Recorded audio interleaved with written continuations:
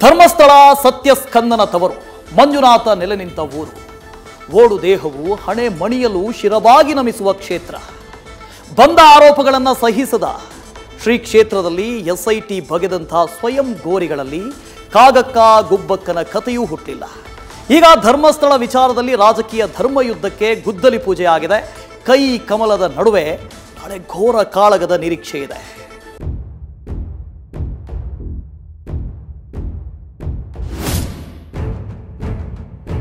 ರಾಜ್ಯ ಸರ್ಕಾರ ಅಪಪ್ರಚಾರಗಳಿಗೆ ಕಡಿವಾಣ ಹಾಕ್ದೇನೆ ಇವತ್ತು ಅಪರಾಧವನ್ನ ಎಸಗಿದೆ. ಮುಸುಕುದಾರಿ ಇದನ್ನಲ್ಲ, ಅವನು ಸರ್ಕಾರಕ್ಕೆ ಮುಸುಕಾಕ್ಬಿಟ್ಟ. ನಾಟ್ ಎ ಪೊಲಿಟಿಕಲ್ ರ್ಯಾಲಿ, ಧರ್ಮದ ರ್ಯಾಲಿ ಅಲ್ಲ. ಆ ಧರ್ಮಸ್ಥಳ ಏನಂದ್ರೆ ಆಸ್ತಿ ಅಲ್ಲ. ಬಿಜೆಪಿಯವರು ರಾಜಕೀಯ ದೊಂಬರಾಟಕ್ಕೋಸ್ಕರ ಒಂದು ಹೊಸ ನಾಟಕವನ್ನ ಆ ಭಾಗದಲ್ಲಿ ಪ್ರಾರಂಭ ಮಾಡಿದ್ದಾರೆ. ಅದಕ್ಕೆ ಕಳಂಕ ಕಟ್ಟೋದಕ್ಕೆ ಯಾರ ಕೈಯಿಂದನೂ ಸಾಧ್ಯ ಇಲ್ಲ.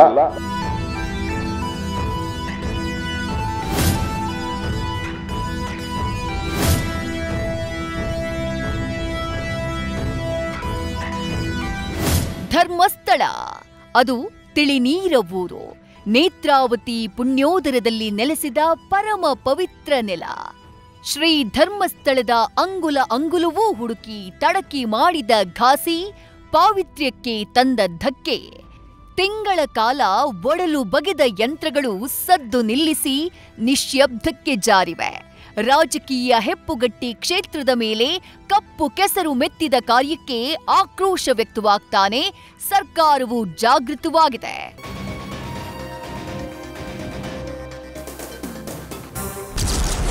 ಮುಸುಕುಧಾರಿಯ ಬುರುಡೆ ಕಥೆ ಕೇಳಿ ದಾರಿ ತಪ್ಪಿತ ಸರ್ಕಾರ. ನಾಳೆ ಸದನದಲ್ಲಿ ಸತ್ಯ ಶೋಧನೆ ಕದನಕ್ಕೆ ಬಿಜೆಪಿ ಮುಹೂರ್ತ.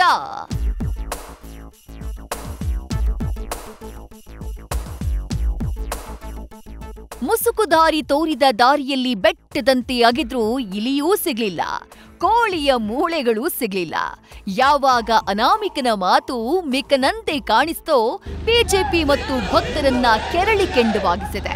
ನಿನ್ನೆ ಬೆಂಗಳೂರಿಂದ ಕಾರುಗಳ ಬೃಹತ್ ಮೆರವಣಿಗೆ ಧರ್ಮಸ್ಥಳಕ್ಕೆ ತಲುಪಿ ಶ್ರೀ ಕ್ಷೇತ್ರದ ಪರ ನಿಂತು ಹಸ್ತದ ವಿರುದ್ಧ ಟೇಂಕಾರ ಮೊಳಗಿಸಿದೆ. ಇವತ್ತು ಮಂಜುನಾಥ ಸ್ವಾಮಿಯ ದರ್ಶನ ಪಡೆದ ಬಳಿಕ ಮಾತನಾಡಿದ ಬಿಜೆಪಿ ರಾಜ್ಯಾಧ್ಯಕ್ಷ ಬಿವೈ ವಿಜಯೇಂದ್ರ ಸರ್ಕಾರವನ್ನ ಜಾಡಿಸಿದ್ದಾರೆ.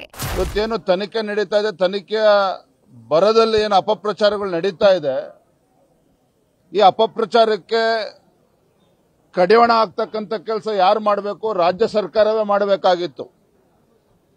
ರಾಜ್ಯ ಸರ್ಕಾರ ಈ ಅಪಪ್ರಚಾರಗಳಿಗೆ ಕಡಿವಾಣ ಹಾಕ್ದೇನೆ ಇವತ್ತು ಅಪರಾಧವನ್ನ ಎಸಗಿದೆ.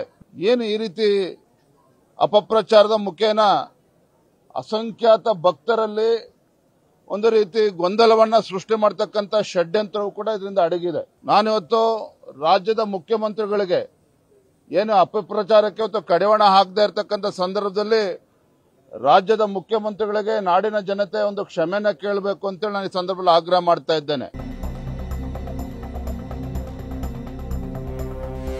ಇತ್ತ ಚಿತ್ರದುರ್ಗದಲ್ಲಿ ಮಾತನಾಡಿದ ವಿಪಕ್ಷ ನಾಯಕ ಆರ್ ಅಶೋಕ್, ಸರ್ಕಾರದ ಹಣವನ್ನ ಪೋಲು ಮಾಡಿದ ಮುಸುಕುಧಾರಿ ಸರ್ಕಾರಕ್ಕೆ ಮುಸುಕು ಹಾಕ್ದ ಎಸ್ಐಟಿ ವರದಿಗೆ ಕಾಯ್ತಾ ಇದ್ದೀವಿ ಅಂತ ಹೇಳಿದ್ರು.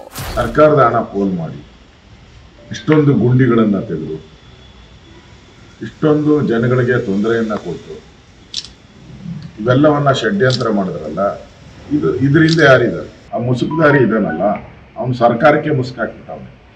ಮುಸುಕುದಾರಿ ಸರ್ಕಾರಕ್ಕೆ ಮುಸುಕಾಕಿದಾನೆ. ಈಗೇನು ಬಂತು? ಬೆಟ್ಟ ಆಗದು, ಇಲಿನೂ ಸಿಕ್ಲಿಲ್ಲ, ಏನು ಸಿಕ್ಲಿಲ್ಲ. ಧರ್ಮಸ್ಥಳ ವಿಚಾರವಾಗಿ ಬಿಜೆಪಿಯವರಿಂದ ರಾಜಕೀಯ ಕಳಂಕ ಕಟ್ಟೋಕೆ ಯಾರಿಂದಲೂ ಸಾಧ್ಯವಿಲ್ಲ ಎಂದ ಬ್ರದರ್ಸ್.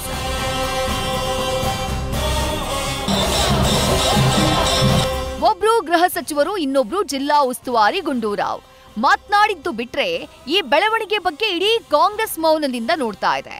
ಆದ್ರೆ ಕಳೆದ 3 ದಿನದಿಂದ ಡಿಸಿಎಂ ಡಿಕೆಶಿ ಸಬ್ಜೆಕ್ಟ್ ಮತ್ತು ಗೃಹ ಇಲಾಖೆಯನ್ನ ಓವರ್ಟೇಕ್ ಮಾಡಿ ಸ್ಟೇಟ್ಮೆಂಟ್ ಕೊಡ್ತಿದ್ದಾರೆ. ಸತ್ಯಾನ್ವೇಷಣೆಗೆ ಸರ್ಕಾರ ಎಸ್ಐಟಿ ರಚಿಸಿದ್ರೆ ಮತ್ತೊಂದ್ ಕಡೆ ಷಡ್ಯಂತ್ರ ಅನ್ನುವಂಥ ಪದ ಬಳಕೆ ಯಾರ ವಿರುದ್ಧ ಅನ್ನೋದು ಗೊಂದಲಕ್ಕೆ ಕಾರಣವಾಗಿದೆ.